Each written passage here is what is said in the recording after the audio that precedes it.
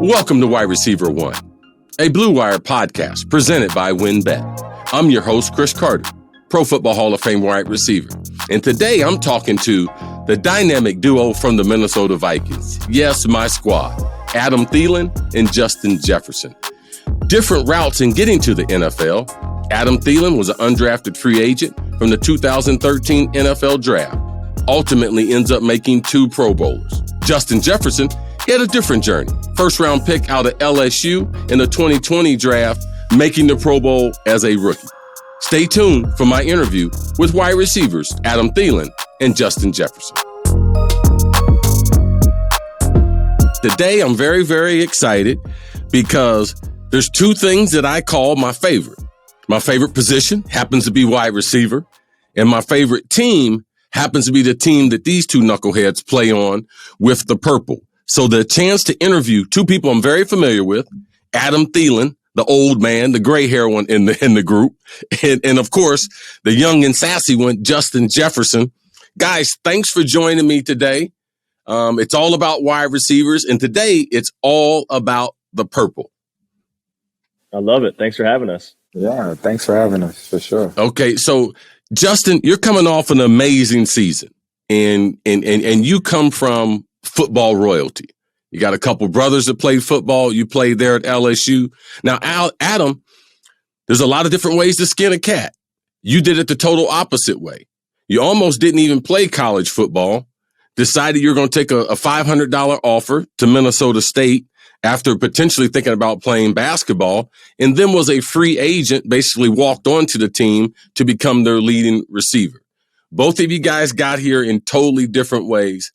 Adam, I want you to dissect how Justin came into the league, dealing with COVID last year and end up taking the NFL by storm. And then, Justin, I'm going to flip it over and have you analyze how Adam came into the league. Yeah, I mean, obviously, Justin was a first-round draft pick, but it was a lot different, like you said, being a COVID year, no OTAs, no rookie minicamp. A very limited preseason as far as no preseason games, short training camp, all that. So, even though you're a first round pick and normally you get a ton of reps leading up to those first games, he didn't have that. He didn't have that ability to really grow and become a veteran, because once you start playing games, you have to be a veteran in this league to be able to play at a high level. And he didn't have that opportunity. So for him to go in there, and, he didn't get a lot of opportunity the first couple of weeks, but then to go in there and just take the NFL by storm, I think it's more impressive than any other rookie of any other situation, just because it was so different and that limited opportunity. Now, Adam, you've seen a lot of rookies come into this league, and I watch a hell of a lot of college football. There is something about the wide receivers that are coming into the NFL now that they have that extra. They can play multiple positions. They can play inside. They can play outside. And their ability to understand the passing game, to me, is one of the biggest changes in the NFL the last 10 years. Yeah, for sure. I think what's happened is these colleges are starting to be, more pro style, doing more things with more concepts, more routes. The quarterbacks at that college level are dang good. Those guys are coming in and playing right away in the NFL. So I think they're allowing, because those quarterbacks are so good, they're allowing these receivers to do more, to be able to play more positions, like you said, to be able to run more routes, more NFL routes. So that is creating them, giving them, those skill sets to be able to come in the NFL and just play right away. Watching Justin's tape before he came in the NFL, it was a pro style offense. They were running pro routes. He was in the slot a lot, but he was running the same routes we run here. Now, Justin, on the other side, we talked about you coming from LSU. You had a couple big brothers that played there at LSU. Not the biggest recruit for LSU. They thought maybe you were just a legacy as a 3-star. We'll bring him over. His brothers played here, but you end up being the best receiver in that receiving class. I want to take you through Adam and take you through his journey as far as being a free agent, because I've talked to you before and you always told me how much respect that you had for Adam. Let's talk about his journey and how special it is when you're not drafted and you have to work for everything day in and day out in the league to be able to make it. Yeah, that's the difficult part, not being drafted. having to really make your own role on the team. And I mean, he had to go the difficult way, starting off on special teams, being on every special teams phase, being the first man down on kickoff. I mean, we still see those plays today, him being on teach tape, him just going down there making a tackle. So he definitely had to work for what he have now. And to say that he's one of the best receivers in the league now, he definitely came a long way. I know, Justin, you don't know this, but this is not his first time mentoring a receiver. And it doesn't always happen the way it happened for you guys last year, because we as wide receivers, we're very, very selfish. And sometimes when you've been the guy, you don't necessarily like relinquishing those plays, those numbers, those attempts. What we saw last year was Adam totally embracing who you were and realizing that you guys as a dynamic duo are a lot better than just a 1 and 2 threat. How much did you respect that as you started to ascending 100-yard game after 100-yard game, his overall mentorship and his leadership? How much did that kick in? Oh, it kicked in a lot. It kicked in the first day I got here, really, with him just taking me under his wing and, just teaching me the plays, teaching me different ways to get open, me getting open on releases. So he definitely was that big brother for me, and just welcoming me to the league and allowing me to come in and fit in right away instead of, just me being shy and me being, not social. He allowed me to be free of myself and just come in and just ball out. Adam, how much of that did you learn just sitting there being a Minnesota fan? Because if you look at our legacy as far as wide receivers the last 20 years, I mean, we produced a lot of wide receivers for the Purple. But there has always been either a mentor protege program. And you grew up, I've heard the stories, Cris Carter fan, then Randy Moss came in, then you start cheating on me. You started liking Moss a little better than myself. How important is it for you as one of the franchise leaders to make sure that we as Vikings fans, that we get the best out of Justin Jefferson? Well, I think you kind of said it already when you talked about, being a duo is more important than just being the guy or a guy. Mm-hmm. I think that really shows itself when one of y'all is hurt and you're out there by yourself and you're like, man, where's my guy at? I need him out here. They roll in the coverage. Right. So, I think it just, for team success, you have to have multiple guys and guys that work well together, guys that can do everything and play every position, move all around the field together. And like you said, being able to grow up watching you guys, watching, a guy like Jake Reed come in there, that was unbelievable, because that was kind of my mentorship. That's what made me want to play receiver, wanted me to play at a high level, just being able to watch what you guys did together and that trio, you could say, or that duo that you guys had. When you get to grow up and watch that every single Sunday, it just makes you have a different appreciation for the game. Now, Justin, you immersed into the NFL fairly quickly, had success after just a little bit of hiccups as far as getting through the protocol, getting out to practice and everything. Give me your experience, those first couple home games. And once Viking Nation really started understanding what you were about and you started making plays on the field, how did that transition you into, especially that middle part of the season where you were eating people alive every week? Yeah. Well, first game of the season against Green Bay, first home game, didn't have any fans. I wasn't used to that. I'm coming from LSU. We got 100,000 screaming fans. So having to go from that to 0 fans, it was a little difficult. So I definitely had to, inch my way into feeling how the game is really. But by week 3, the second home game, I had the opportunity to start and had the opportunity to go out there and just show what I got. And I just made the most of my opportunities, and I just ran with it from that on. And I just wanted to really just prove myself to the rest of the world and the rest of these coaches that I'm able to make some plays out there. I think I was there week number 3, and from my remembrance, I think I remember a DB from the opposition talking trash to you at the beginning of the game. Is that right? And that kind of got the rookie riled up, and then you just went ham on him. Yeah, for sure. I mean, I always was a fan of Malcolm Butler. I wasn't even gonna say his name. I'm gonna say his name. I'm gonna say it. I mean, I always was a fan of him. I always watched his games. I seen him in the Super Bowl a couple times, so I definitely, watched his tape a little bit. So to be able to go up against him for my first time starting, and then also he talking trash to me too. So I definitely had to go off. I had to.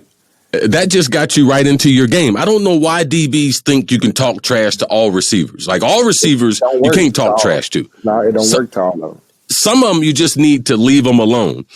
Now, Adam, you had a ringside seat.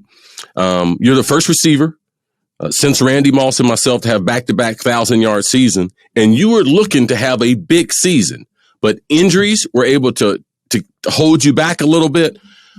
What were you watching? Because you were on the sideline. There were a couple times you were supposed to play. I saw you and Suge over there fighting on the sideline. The trainer, you were going to go in, then he pulled you back out. Then you went in, and he pulled you back out. But as you're watching this young player develop, I know you want to be out there. What were you seeing? Because I know what I saw when I saw Randy Moss. And I remember what I told the coaches. Tell me what you saw. Yeah, just his mindset. Like he said, when those DBs get in your face, some guys shut down. And that lit a fire under him. And that's what I like, because that's the type of player I am. If you talk smack to me, watch out, because that lights something under me. I turn into a whole different guy. And that's what I saw in Justin. I saw it every day in practice, though. This goes way back before a game started. From the first day we ran routes together in the summer, when there was no coaches, nobody, I told Kirk, I said, this guy's going to be legit. Just like his catch radius, the way he wiggled, the way he moves. I knew there was going to be something special. So it's exciting to see a guy that is a great teammate, a great friend, go out there and have success because of the way he handles himself off the field, the way he handled himself in practice. I love cheering for the guys and rooting for guys that do things the right way and love the game of football. That's probably the biggest thing that stuck out to me about Justin is he loves the game of football. He loves talking about it. He loves watching it. And that's why he's had so much success so early. Justin Jefferson.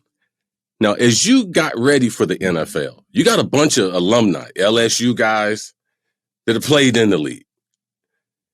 Do you remember the time that we spent at the Combine where you were one of my mentees? We have a mentor protege program at the NFL Combine, Adam, and Justin was in my group. And I had studied the tape and I had watched the games. And they at that time had 3 or 4 receivers ranked ahead of him. And I was telling him at the Combine because I could see the route running.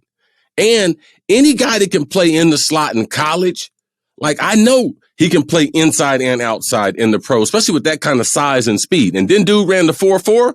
I said, it's a wrap. Now, Justin, you still have a chip on your shoulder because you couldn't believe after the type of year that you had at LSU, win the national championship, the numbers you put up, that people still didn't have confidence in your ability as a receiver and to be, in the top part of that first round. Crazy. It was crazy. And I definitely remember us talking about that and you saying that I was the best receiver in the class. I definitely remember that. And to sit back on draft night and to be the 5th receiver pick, that was crazy for me. And just like you said, with the championship, with the stats that I put up, I had the best stats coming out my junior year. So to be the 5th receiver, that was a shocker for me. But in this situation now, I'm in a perfect situation. I have Adam on side of me. I have a great quarterback throwing the ball. Dalvin can run the ball.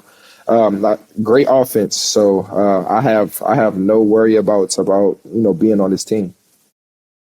Adam, as we approach the 2021 season, you've been playing in the league a long time, and I know you've talked about it, and the people that played in the purple before you talked about it, but none of us were able to get it done. How are the Vikings able to have that parade down First Avenue and to be able to win a world championship after coming up second a couple times and not being there in a long, long time? Yeah, I think it's for us, it's about going out and doing it.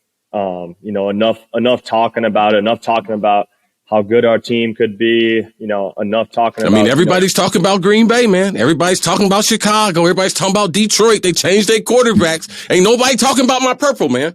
Hey, that's okay, though. That's how we like it. But I think it is, I think when you go into a season, you got all this confidence. You look around the locker room, you see all this talent, and you're like, man, we got to do it, right? But it's about going out there and doing it and being confident in it every single week, saying, hey, I don't care who we're playing. I don't care who's lined up across from me. We got to make it work. And so I think that's the biggest thing for us. It's exciting, though, right? Like, it's exciting to go into a season to be able to have that opportunity again and to go in with this locker room. The group of guys that we have is so special, and the friendships we have. So, again, we just got to go out there and do it. Quit talking about it and just go to work.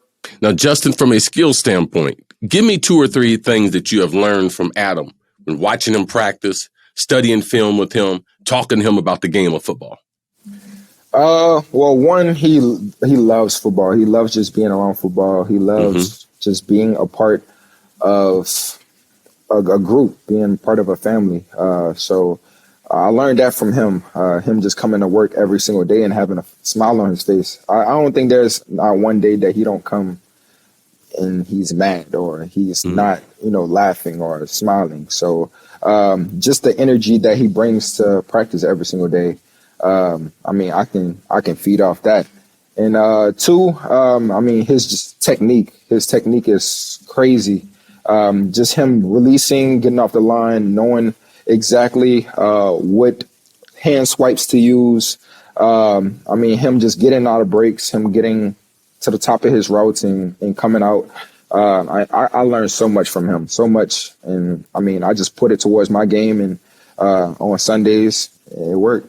So I'll keep doing it. A question for both of you. I'm going to give both of you the ability to pick 3 receivers, and they can overlap. But give me 3 receivers, Adam, and 3 receivers, Justin, that you guys watch on film and have learned from their ability, or you just think that they do it the right way.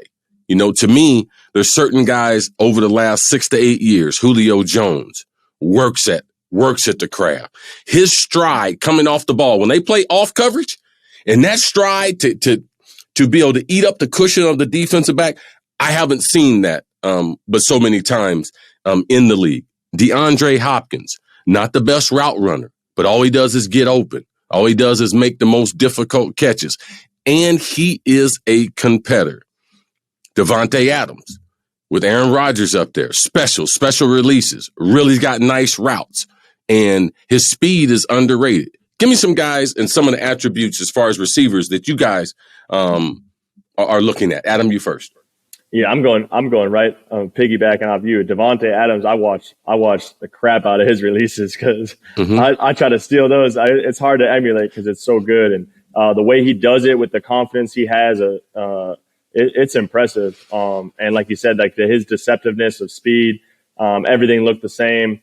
I love watching that. And then Julio, the way he attacks that DB, puts that speed on guys and makes them turn, and then just shuts it down.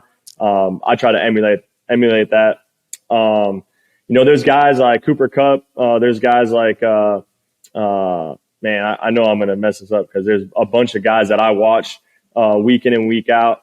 Some of the catches that Allen Robinson makes, just his body control, those back shoulder balls, some of that stuff is fun to watch. But I'm a student of the game. I love watching football. My wife hates it because, Thursday night football is on. I'm watching. I'm seeing what guys are doing. That stuff actually gives me confidence because I'm watching it. I'm like, man, I can do that. Right. But I love watching football. Justin, you're one time around the league. Give me some guys that you either tried to emulate or guys you've been impressed with. Well, just like Adam, I'm a student of the game too. I love watching different. And you've been working with a lot of receivers. I've been watching your videos and everything. You're going on a world tour, Adam.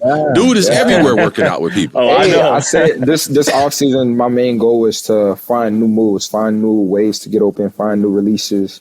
and work on my balance. So that was the things that I wanted to work on this off season. So that's what I did. But the three receivers that I watched probably the most out of everybody were, just like y'all said, Devontae Adams.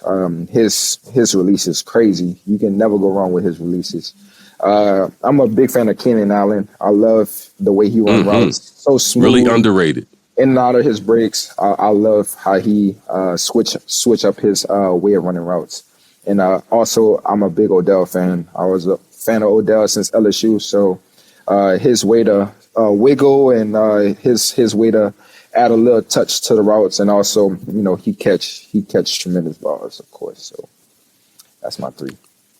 Adam, after the last couple years, you personally a little disappointed, and part of your disappointment is, and not only have you mimicked a lot of the things that I was doing on the field, but you're mimicking some of the things I were doing off the field. I know you have the ETS performance, and I know you're working with some really credible people. Myself, I had the Cris Carter Fast program where we had these overspeed training facilities around the country. Adam, could you help me to understand what you're doing this offseason to make sure that your body is able to hold up for 2021? Yeah, well, I'll start that off by saying this is the best I've ever felt. Being 31 years old, I feel way better than I did when I was 22. And I think it's the little things. I think it's having a plan. So, a week after the season's over, 3 days, basically that Wednesday after that season's over, I'm in the ETS with my guy, Ryan Engelbert, who started ETS. And that's what we're doing. We're putting a plan together of how can we get better? How can we make what we did last offseason? How can we make that better? To make sure that I'm improving and getting to the goals that I want to accomplish. So that's number one. And then nutrition obviously has become huge for me, especially as the older I get. And then as Justin says, he goes, says, what's wrong with sugar, man? Because I'm always on about, no sugar, bro. But doing that, taking care of my body, trying to find different ways to take care of my body. I got an infrared sauna at the house, got the hot tub at the house, trying to do those little things, Normatex. So trying to get a really good routine of how can I take care of my body, coming in here early, getting in that training room, when we're here during training camp, just to take care of little things, just to make sure that I'm feeling good every single day and that I can go out and prove that, who I am is better than who I was last year or 2 years ago or 3 years ago, and proving that every day. First game of the season, 1998, we're playing against Tony Dungy and the Tampa Bay Buccaneers with that Warren Sapp, John Lynch, Brooks. Moss comes to the game. He's about 5 minutes late, just the way Moss normally is, 5 minutes after 10. What up, homie? I was like, bro, you supposed to be here at 10 o'clock.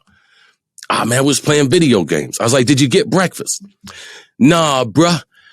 I'm drinking a Diet Coke and eating some hot tamales. Dude went for over 100 yards and 2 touchdowns first game. Sounds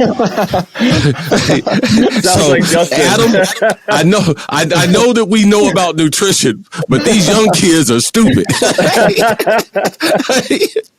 after that, he was like, "What you think, old man?" I said, "That won't be on the pregame meal." Justin, I said, when you're 31, come talk to me. Right. And it's hard to get out of bed and everything. Justin, how long will it take before you start implementing not only the massage, not only the chiropractic, but the nutrition, the hydration? Because that's the way you have a long career. For sure. That's why I'm so grateful to have two of the brothers that went to college before me. I kind of know what to do and what to expect.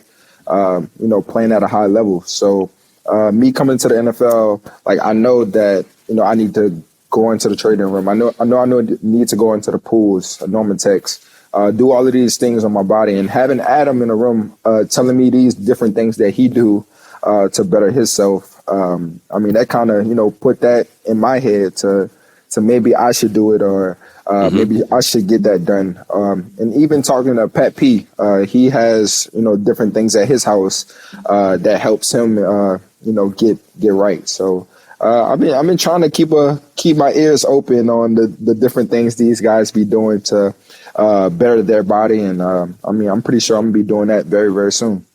I'm glad you guys mentioned Patrick Peterson. I'm a huge fan of Pat. He plays high school football, born and raised here in South Florida. I've been watching him since he was like 15.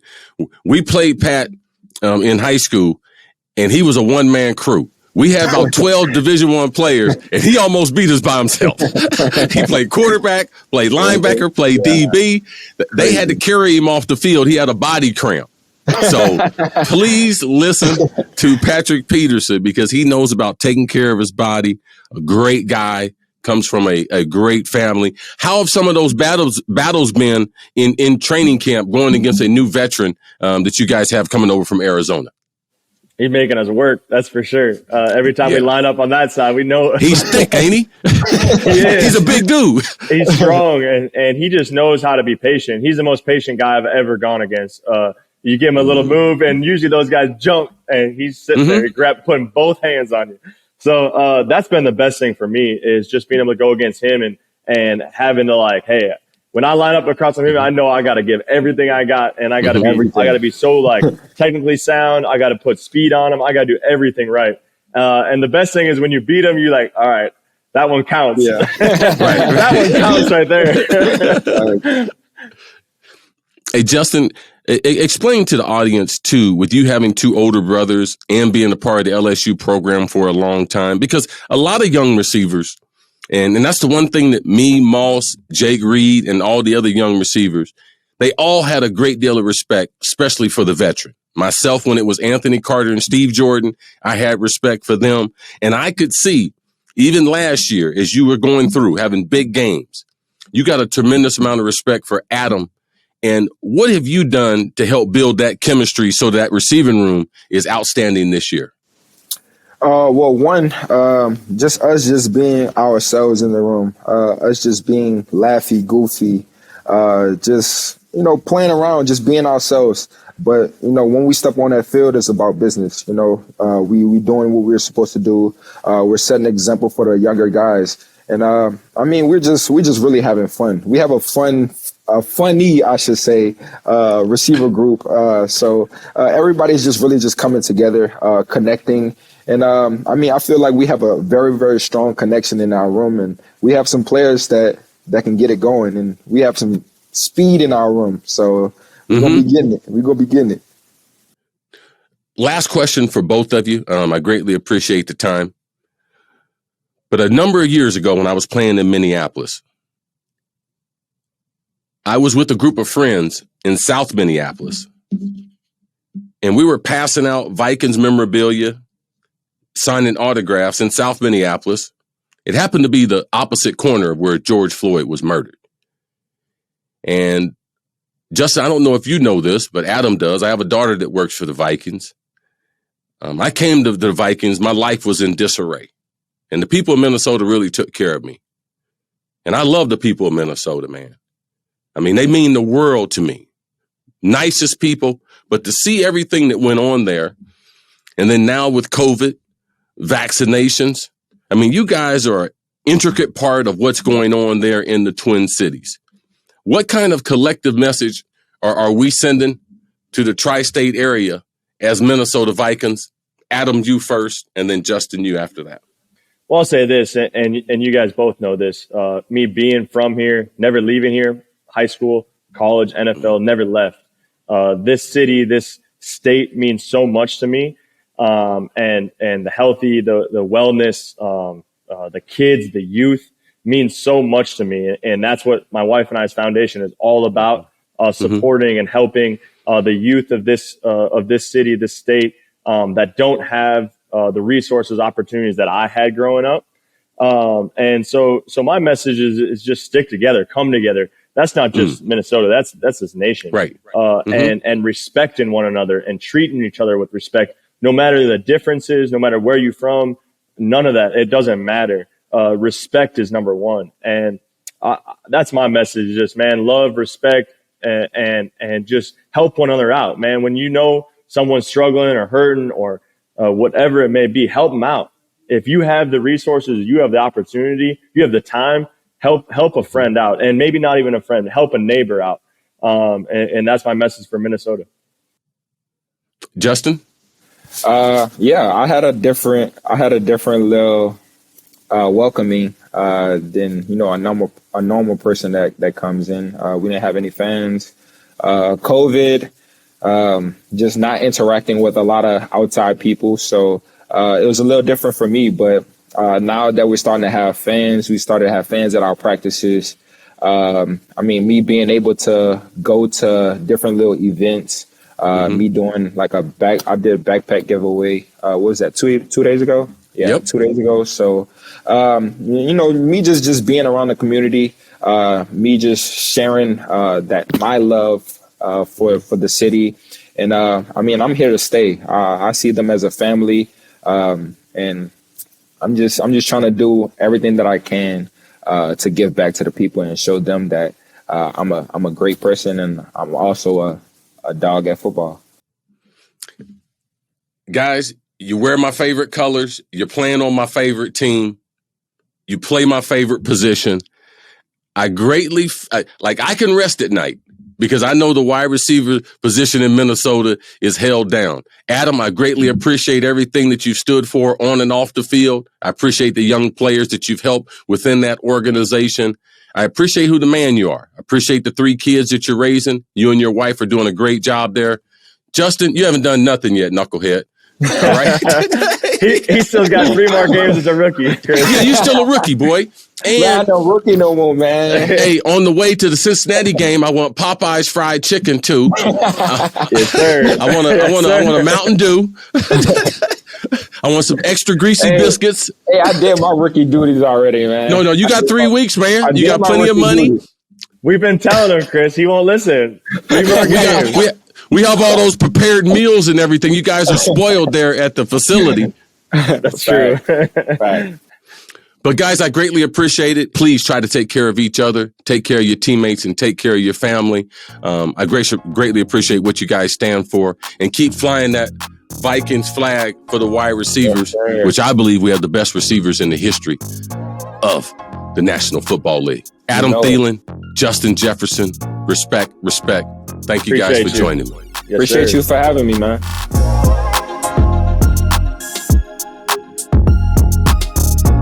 Special thanks to Adam Thielen and Justin Jefferson. Thanks for listening to Wide Receiver 1, a Blue Wire podcast presented by WinBet. And don't forget to subscribe on Apple, Spotify, or wherever you get your podcasts. I'm Cris Carter.